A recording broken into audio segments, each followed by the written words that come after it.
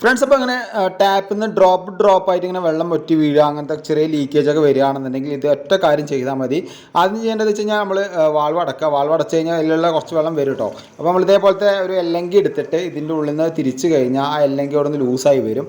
സാധാരണ രീതിയിൽ സ്ക്രൂ ആയിരിക്കും വരിക, ചിലയിൽ എല്ലങ്കി ടൈപ്പ് വരിക, അതേപോലെ പോകുന്നു കിട്ടും കേട്ടോ.